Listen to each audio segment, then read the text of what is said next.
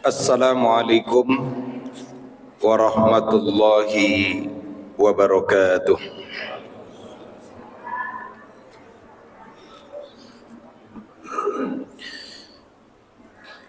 Innal hamdalillah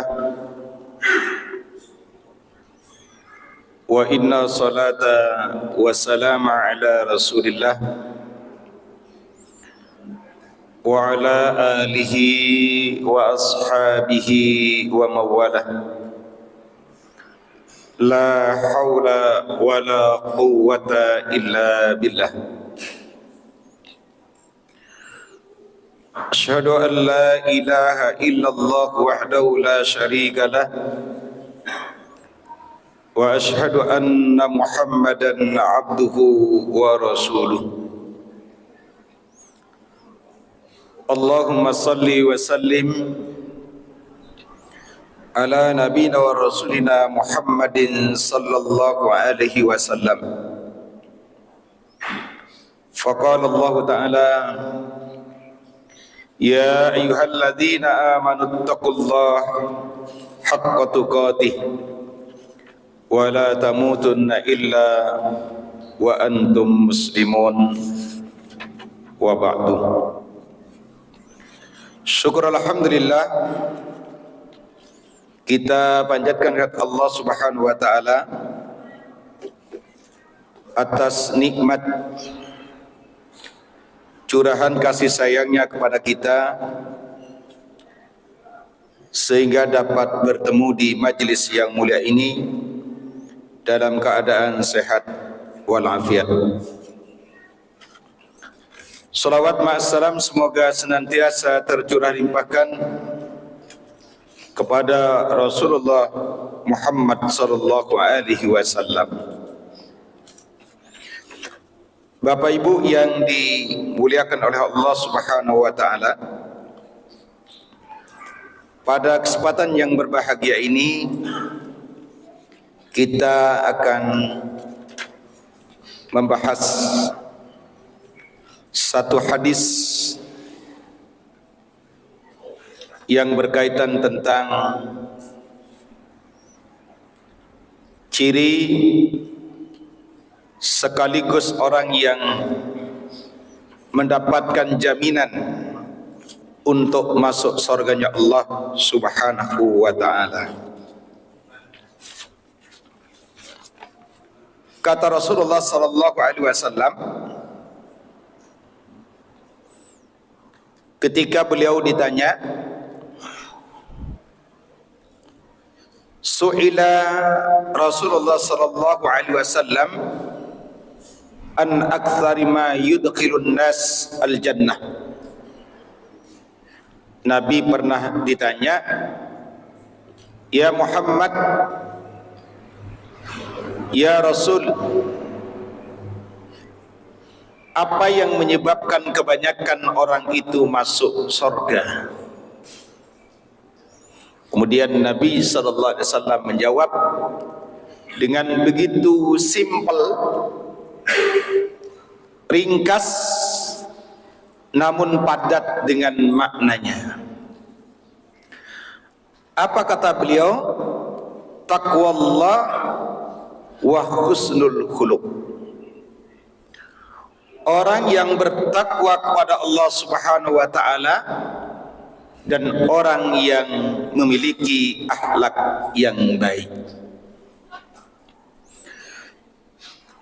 Tentu orang yang takwa kepada Allah Subhanahu wa taala diselamatkan dari berbagai macam kemaksiatan, dibimbing dari berbagai macam kemungkaran oleh Allah Subhanahu wa taala. Tentu akhlak sekaligus takwa itu dalam hadis disebutkan begini, idmanu li sittan min anfusikum admanu lakumul jannah. Jaminkan oleh kalian untukku 6 perkara dari diri-diri kalian, maka aku akan menjamin bagi kalian surga. Ya. Jadi kalau ibarat kita mau pinjam duit di bank umpamanya, tapi di sini insya Allah tidak pinjam duit di bank. Ini hanya perumpamaan saja. Dengan jumlah yang amat banyak, tentu harus ada jaminannya. Biar tidak susah, walaupun kadang ada jaminannya pun cairnya lama. Kira-kira gitu ya. Biar tidak susah apa? Tentu ada orang dalam, mungkin ordal ya. Sebagai jaminannya, tolong dia dipercepat, aku sebagai jaminannya.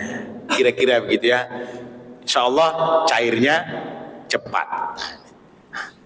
Kalau dianalogikan hadis ini juga begitu.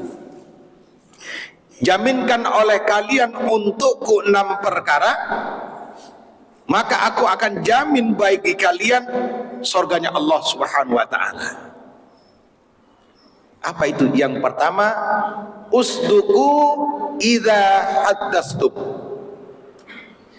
Jujurlah kalian jika kalian berbicara. Karena puasa ini disebut oleh sebagian ilmuwan adalah syarrut tarbiyah lis-sidqi, bulan pendidikan untuk membentuk pribadi-pribadi yang jujur kepada Allah Subhanahu wa ta'ala. Karena kejujuran itu dia bisa melakukan banyak kebaikan. Tanpa dia jujur, maka dia tidak akan bisa melakukan kebaikan itu. Sehingga kata Nabi apa? Iyyakum was-sidqa. Perhatikan oleh kalian tentang jujur. Wa innas sidqa yahdi ilal bir. Wa innal birra yahdi ilal jannah. Kan begitu? Bahwa ketika Nabi mengatakan jujurlah kalian, karena jujur itu mengantarkan seseorang kepada kebaikan, dan kebaikan itu akan mengantarkan seseorang kepada surganya Allah Subhanahu wa ta'ala. Maka ketika Nabi mengatakan puasa itu juga begitu. Lam yada qaula zur wal amalu bi fa laysa lillahi hajatan fima ayyada ta'amahu wa sarabahu. Jadi barang siapa yang tidak mampu meninggalkan perkataan bohong, dusta, maka Allah Subhanahu wa ta'ala tidak butuh terhadap puasa kita kalau hanya sekedar meninggalkan makan dan minum saja. Ya. Kalau hanya menahan minum dan haus saja, mungkin banyak orang bisa. Tetapi yang dibentuk pribadi jujur. Makanya apa? Betul sekali. Kalau sampai minum di rumahnya sendiri saja, insya Allah tidak ada yang tahu. Minum saja. Apalagi sekarang minum bentuknya apa? Galon, mungkin yang lain. Susah untuk dideteksi. Kalau orang dulu kan pakai ceretnya itu pakai dari tanah liat itu. Jadi kalau habis sahur, kalau di rumah itu kan diusahakan habis airnya. Jadi ditaruh di tempat cuci. Agak susah. Tapi sekarang itu contoh saja membentuk pribadi yang kita sebut dengan jujur itu. Ya. Jadi dijamin oleh Rasulullah SAW untuk mendapatkan surga. Hanya saya sebutkan tadi dalam hadis pertama, ketika Nabi ditanya itu kebanyakan masuk surga karena takwa dan perilaku yang baik. Juga kebanyakan orang masuk neraka karena 2 perkara juga. Apa? Al-fammu wal farad. Mulut dan kehormatan. Itu yang pertama.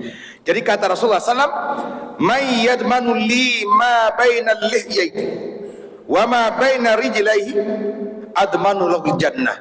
Barang siapa yang menjamin untukku apa di antara 2 jenggotnya, yaitu lisan maksudnya, dan apa di antara kedua kakinya, yaitu kehormatan, maka aku jamin baginya surga.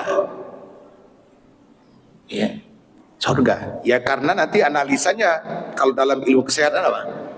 Dengan puasa memang secara tidak langsung syahwat itu menurun kan dia bisa dikendalikan.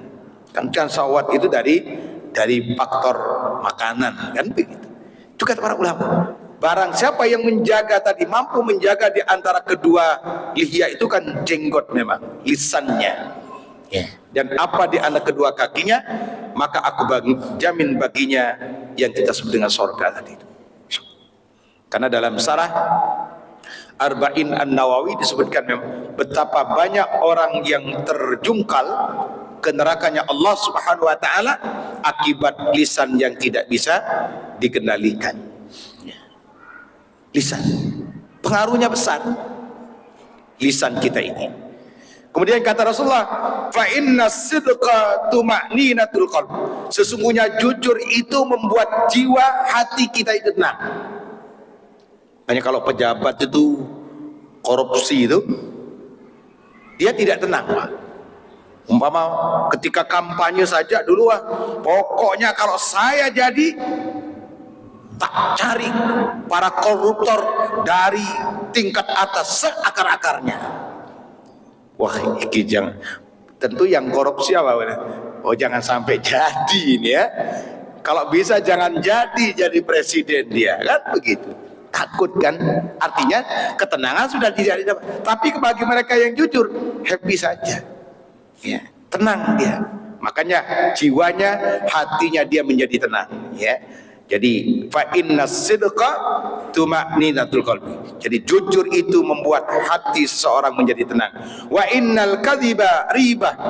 Karena kedustaan atau kebohongan itu membuat hati seseorang itu gelisah. Merasa dia jangan-jangan orang ketok pintu padahal tamu. Iki kok KPK ya. Oh iya, takut dia, gelisah dia. Ya, orang yang terhantui dengan kedustaan atau dia banyak melakukan kebohongan, dia akan gelisah terus. Tapi mendingan gelisah ya, berarti masih hatinya enak, kan masih jiwanya, kolbunya masih sehat mungkin ya. Betapa banyak orang bersalah justru tidak gelisah, tidak apa-apa ditangkap, ya. Atau juga tidurnya kamarnya lebih enak daripada di rumah, nah, makannya lebih enak daripada. Nah, ini repot kalau gitu ya. Itu penting, jujur ya, terbentuknya pribadi ya. Itu kata para ulama. Sehingga fa inna sidqa tadi itu bahwa kejujuran itu ketika dia mengantarkan seseorang ke surganya Allah Subhanahu wa taala, maka itu sebenarnya untuk menjadi orang yang jujur. Kata Allah Subhanahu wa taala, ya ayyuhalladzina amanu kunu ma'as shadiqin. Ya ayyuhalladzina amanu taqullaha wa kunu ma'as shadiqin. Kadang untuk menjadi orang jujur juga perlu sahabat juga yang jujur. Ya. Kadang orang jujur kalau satu kantor 10 orang yang tidak jujur 7, yang kalah ini 3 jujur, dia akan siap-siap untuk apa? Tertinggal atau ditinggalkan oleh teman. Itu resiko ya. Oh iya. Jadi harus ada mitra kita untuk orang-orang yang jujur. Kalau tidak, kalau lingkupnya juga orang-orang yang bohong, maka secara tidak langsung lama kelamaan ojo soalim ya.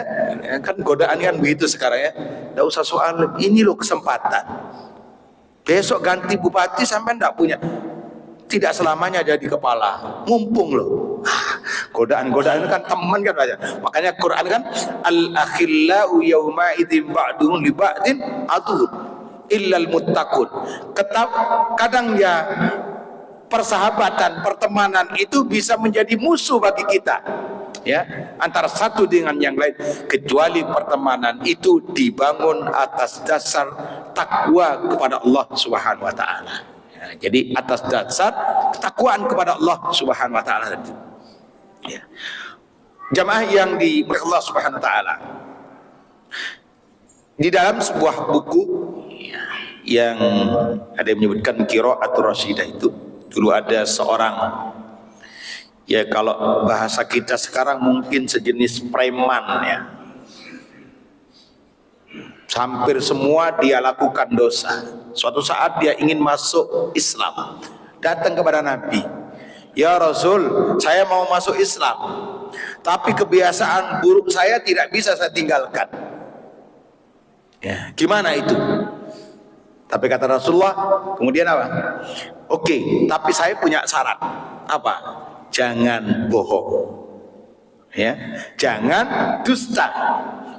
Dalam hatinya dia bergumam, ya kalau hanya bohong, jangan bohong kan gampang, pulanglah dia.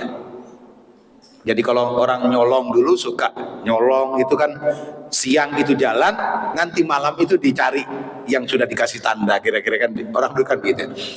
Malam hari kira lebih ba'da isya dia berangkat sudah untuk melakukan kebiasaan buruknya, baik zina atau mencuri atau yang lainnya.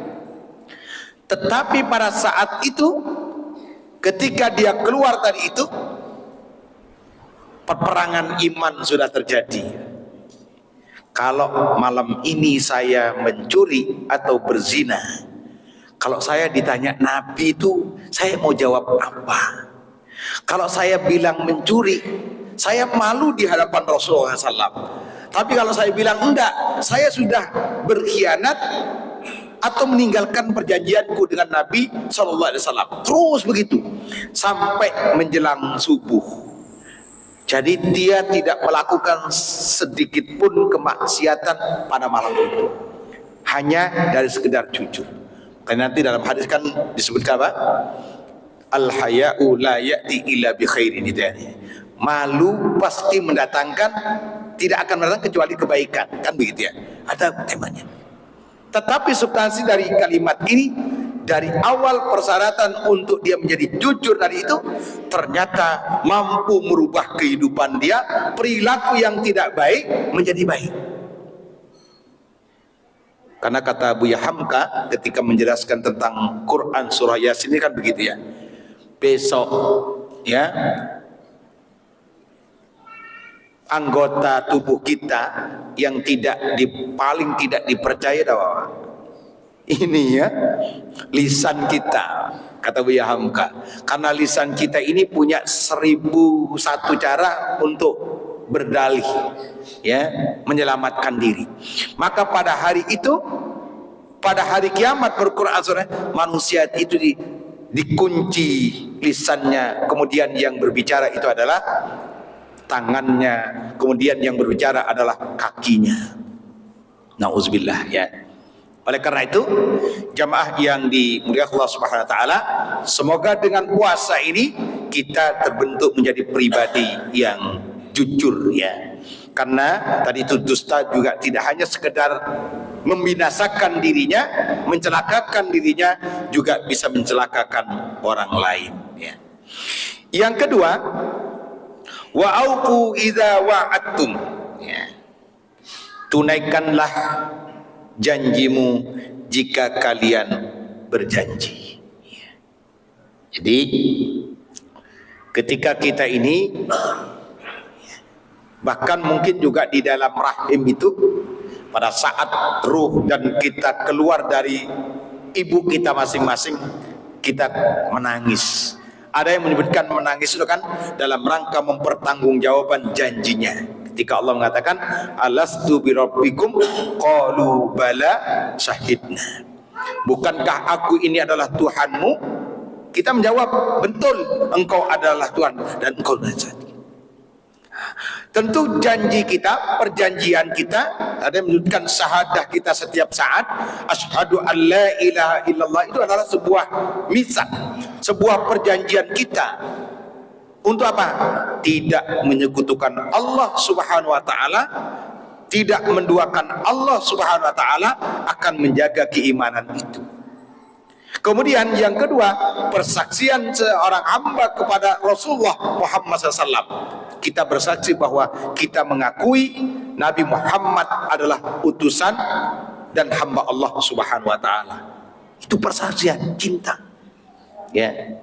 Tentu perjanji yang lain, kalau kita berjanji kepada hakun adamiyun, kepada sesama manusia, juga begitu hendaknya ditunaikan. wa aufu bi ahdi innal ahda kana mas'ula. Ya, tepatilah janjimu, ya, karena sesungguhnya janji itu akan diminta pertanggungjawaban kelak di hadapan Allah Subhanahu wa taala. Ya, jadi akan diminta. Ya, janji kita itu apa? Ya, karena janji itu berat. Sumpah kita juga berat, itu sebagai janji. Mungkin mohon maaf kalau kita sebagai pengurus Muhammadiyah kan juga ada ikrar kan gitu ya. Siap menjalankan agama Islam sesuai dengan paham Muhammadiyah kan gitu ya. Salah satunya kan, bukan satu-satunya kan, sesuai dengan itu. Makanya kemarin saya ke Lamongan kan, dengan jujur dan menepati janji itu harapkan lahirlah namanya baldah thayyibah, negara yang baik, ya. Negara yang baik itu walaupun banyak versi para tokoh kita.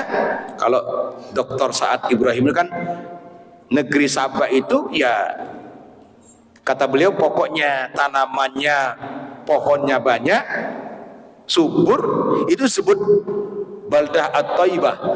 Ya, iya. Walaupun sekarang porak-poranda kan tidak, tetapi pada saat itu memang suasananya pohonnya banyak. Kalau menurut Quran surah Sabah ayat yang ke-15 itu. Ya. Tetapi di situ kalau menurut Profesor Dr. Ahmad Zainuri menyebutkan bahwa salah satu di antara tanda-tanda baldah thayyibah itu siapa yang berjanji, ada keinginan, ada usaha untuk menjalankan atau menunaikan janji itu sebagai bagian daripada bentuk keadilan, ya. Sebab kalau tidak adanya keinginan untuk menepati janji, juga tidak ada keinginan untuk melahirkan keadilan, jangan berharap untuk melahirkan baldah thayyibah. Tetapi kata sebagian ulama, kita ini sudah cikal bakal menjadi apa? Tempat baldah thayyibah tadi itu, ya.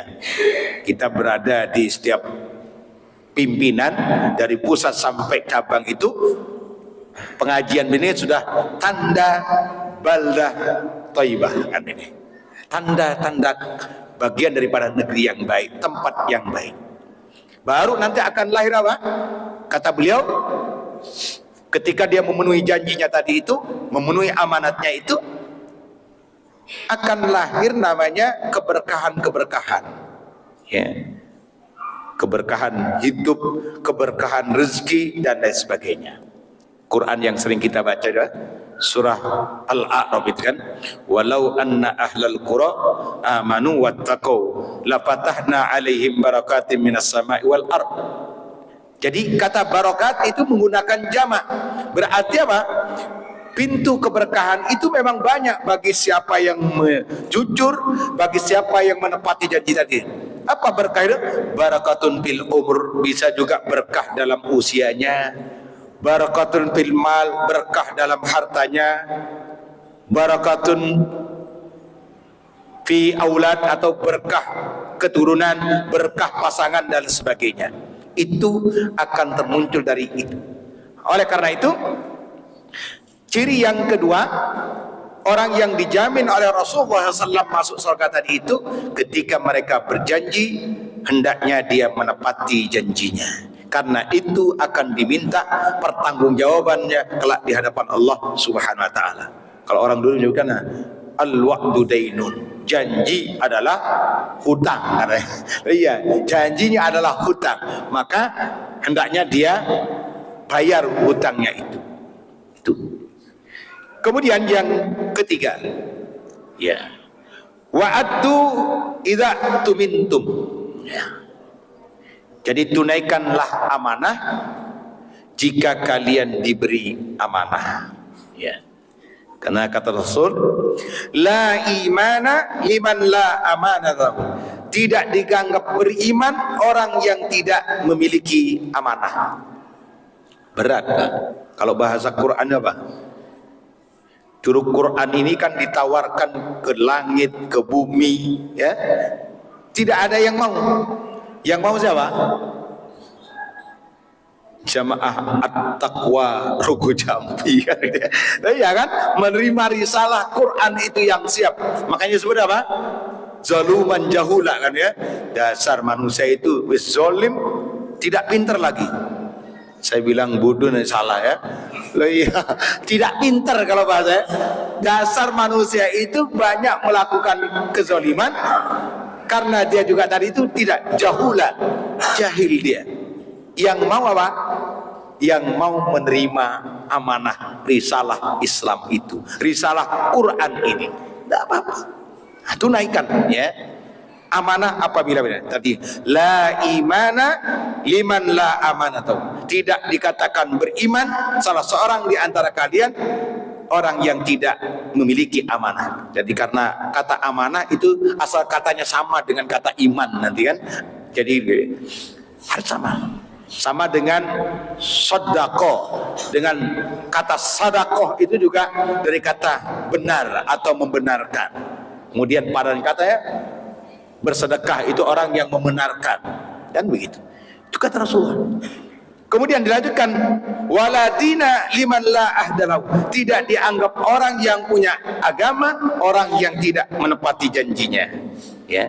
Makanya kalau bahasa apa, saya kutipkan dalam tafsir Buya Hamka itu bagian daripada tanda orang munafik kalau tidak, kan begitu ya. Ayatul munafik salah kan, salah satu apa? Mereka yang diberi amanah tapi dia berkhianat dengan amanahnya gitu. Maka puasa ini membentuk itu, biar kita ini lahir dalam diri orang yang bertakwa itu akhlak yang baik berupa apa? Jujur, juga menepati janji. Kemudian yang ketiga adalah menunaikan amanah. Karena berat kalau dia terbentuk pribadi innal mu'min kan la yudriku, ya, bi husnil khuluqi darajatas saim al-qaim. Orang yang memiliki atau orang beriman itu ketika dia memiliki akhlak yang baik terhadap saudaranya, itu tadi tidak sekedar janji, juga tidak sekedar aman, maka dia derajatnya sama seperti orang yang sedang puasa dan sedang menegakkan sholat lain. Derajat shaim al-qaim, gitu, seperti orang puasa dan orang yang menegakkan, ya. Jamaah yang dimuliakan Allah Subhanahu wa taala. Yang ketiga, wahfadzu furujakum. Ya, ini yang saya sebutkan tadi itu. Jagalah kehormatan kita, ya. Karena di dalam Al-Qur'an baik surah Al-Mu'minun juga dalam Al-Quran surah Al-Ma'arij itu, kalau salah satunya di Quran surah Al-Mu'minun, orang yang berhak untuk mendapatkan surga Firdaus di samping dia menjalankan amanah, yang kedua mereka menjaga kehormatannya, ya. Maka mereka layak untuk mendapatkan surga Firdaus. Kan surga Firdaus itu surga yang paling tinggi. Makanya kalau dalam hadis kan ketika sahabat kan begitu ya, kata Rasulullah, minta aja surga Firdaus. Jadi kelas kita itu memang harus kelasnya, jangan kelas cekecek bang. Mintanya, ya Allah masukkan saya surga, wis terserah surga yang mana saja. Itu kelasnya apa? Kelas kurang baik. Pokoknya minta yang kelas VIP kan, ya. Perkara nanti yang diberi yang mana itu terserah yang beri, kan begitu. Nah, Rasulullah kan menyebutkan begitu. Mintalah kalian surga Firdaus, ya. Itu cirinya, di situ menjalankan amanah, yang kedua menjaga kehormatannya. Kalau dalam Quran surah Al-Ma'arij kan ulaika fi jannatin mukramun, kan begitu ya. Mereka akan mendapatkan surga dan mereka akan dimuliakan di surga itu, ya. Hanya kalau nanti bicara tentang keindahan surga itu kan enak, monggo, ya.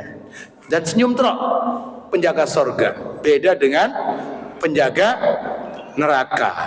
Wis serem, nggak ada tanda-tanda, bukan tanda-tanda hilal, ya, tanda-tanda senyum. Pokoknya kan menakutkan gitu. Apalagi kalau digeret.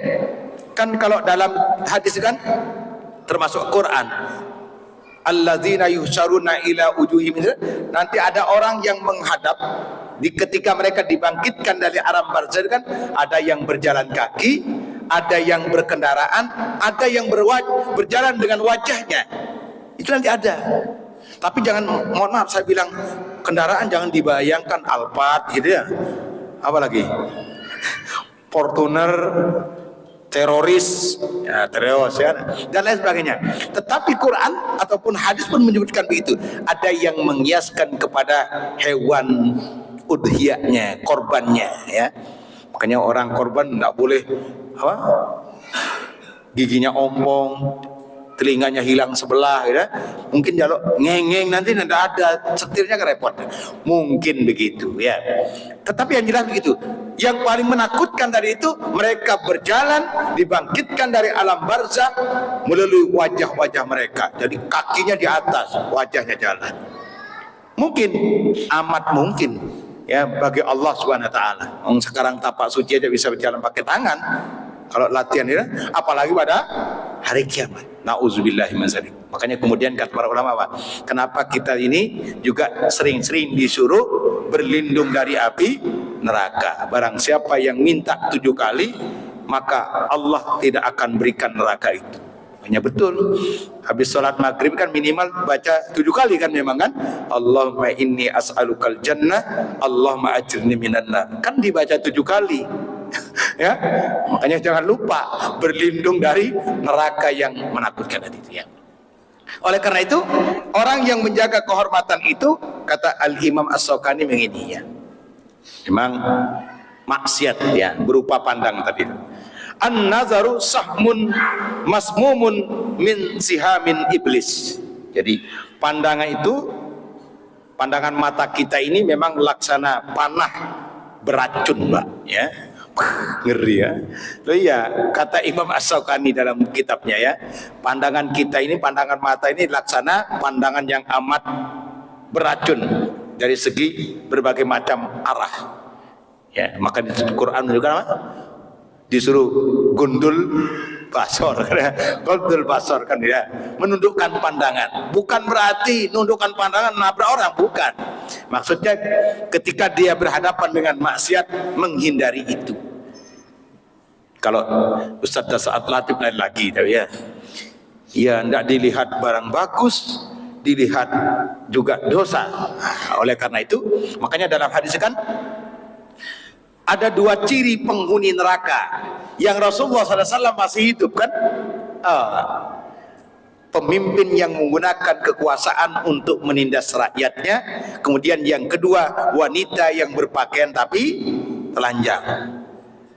Bukan tidak berpakaian, ya. Kalau tidak berpakaian, ya jelas hadis nyebut telanjang langsung. Tetapi ini berpakaian tapi telanjang. Lam yajid rihatal jannah. Dia tidak akan dapat mencium bau surga perjalanan dari sekian-sekian. Ya. Jadi jilbab itu bukan perintahnya di bulan Ramadan saja. Karena sekarang banyak orang jilbab habis Ramadan jilbabnya hilang, busana muslimahnya juga hilang. Nah, itu salah itu. Maka dia menjaga kehormatan tadi, ya. Kata Imam As-Syaukani, jadi itu pandangannya. Paman ghadda basarahu an mahasinil imrah. Barang siapa yang menundukkan pandangan dari kecantikan-kecantikan lawan jenisnya, awradat alai qalbuhu nuran, maka Allah akan memberikan dalam hatinya cahaya keislaman tadi itu. Jadi ada upaya untuk menghindari. Mungkin walaupun beberapa hal tidak bisa menghindari. Kayak saya ini juga pernah gini-gini, pernah penasehat lokalisasi, ya. Loh iya, saya ini pernah penasehat lokalisasi kurang lebih hampir 5 tahun dulu, ya. Iya, saya bilang, kok ada yang tidak terpilih, ada yang terpilih, kira apa? Katanya ketua MUI, yang terpilih yang dianggap kuat imannya. Wah, apa dah? Iya, ayo sampai nah. Iya, 7 lokalisasi yang dianggap besar-besar. Tapi saya tidak sebutkan tempatnya. Walaupun tempatnya ini ada yang bertetangga dengan sampean, ya. Sungguhan itu penting, ya. Menundukkan pandangan, dia akan terjaga dari itu. Maka Allah pun akan menjaga dirinya, ya. Ketika orang tidak ada niat untuk itu, maka Allah akan menjaga dirinya, ya. Yang kemudian yang kelima yang saya sebutkan tadi, waqattu absarakum, ya. Karena menjaga kemuliaan itu, kalau bahasa ini kan zina itu kan mata, zina tangan, zina macam. Maka puncaknya zina kan memang berhubungan. Tetapi zina tangan, zina mata itu bisa dihapus dengan wudu. Ya. Kalau dalam kitab Al-Bassam, juga kitab Subul Salam, juga Nail Autar asalnya menyebutkan maksiat yang dilakukan oleh mata, ya termasuk tadi itu tidak sengaja, itu bisa gugur karena wudhunya. Tetapi nanti jangan kemudian lihat aja sering-sering wudhu, ini repot, ya. Nah, iya, itu bisa gugur karena itu. Tangan juga begitu. Maka disebutkan bahasa hadisnya kan gurron muhajjalin, ya, bekas wudhunya dia, ya, jadi bergugur sampai tetesan terakhir dari wudhu yang ia lakukan. Sehingga kalau yang agak fanatik, tetesan terakhir nggak mau dilap kemudian wajahnya. Ya kalau kita lap saja, ya. Pada basah terus sujud di sini, karpetnya basah, bau lagi kan repotnya. Dilap saja, ya. Itu penting, ya. Jadi menundukkan pandangan yang kelima itu. Sehingga kata Rasul kan, iyyakum waddukhulul 'alan nisa. Makanya jangan sembarangan masuk ke tempat wanita. Faqala rajul min Ansar, kemudian ada sahabat dari Ansar kata, ya Rasulullah, afara'aita al-humlah, bagaimana kalau ipar? Ya, ipar kan, ya. Qala al-humwatu maut, iparmu itu adalah mautmu. Oh iya, artinya jangan sampai, ya. Oh iya, ipar itu bisa peluang untuk melakukan banyak dosa. Makanya kan idealnya apa? Kalau bisa tidak di rumah yang sama, kecuali memang terpaksa. Tapi ya itu tadi, hati-hati kata Rasulullah SAW. Menurut sahabat Ansor yang bertanya, gimana kalau ipar ya Rasulullah? Ya kalau dia ngeliwar setiap hari, ya, terus istri sampean juga kemana gitu, ya, kerja, sampean sendiri tidak kerja, wah ini kan berat godaan. Nah, maka hati-hati, ya, terhadap iparmu. Itu baru ipar, ya, apalagi orang lain. Yang terakhir, wa kufu aidiakum, yang keenam, menahan tangannya. Ketika Rasulullah ditanya begini, ayyul Islam ya abdal, ya Rasulullah, Islam yang seperti apa yang paling utama? Kemudian Rasulullah menyebutkan, qala al-muslim man salimal muslimuna min lisani wa yadi. Muslim yang paling utama, yang paling istimewa itu adalah orang yang selamat dari gangguan tangan dan lisannya. Ya. Jadi tangan dan lisannya. Apa tangan sekarang? Dia tidak mesti mukul. Bisa saja tanda tangan,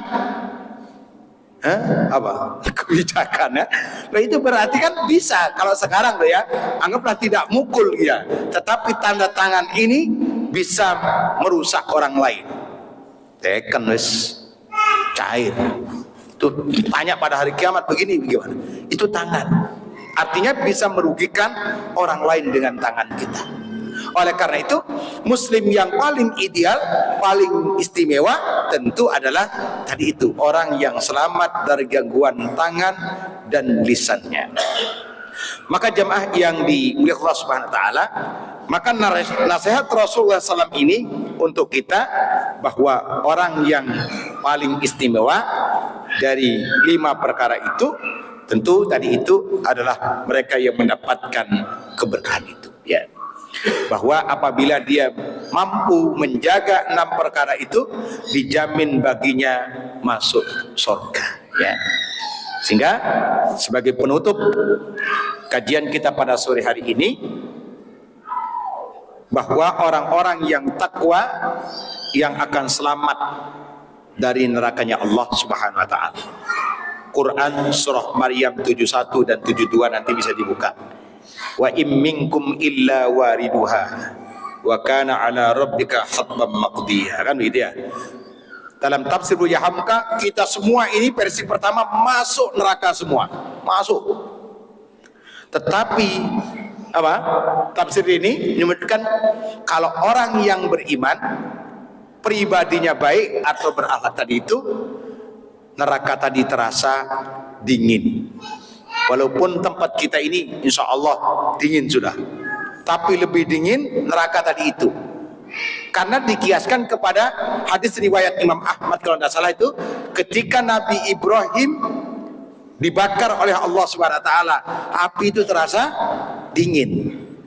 Kemudian ayat ini kan kemudian dibaca oleh orang, dibaca sebelum bertarung silat.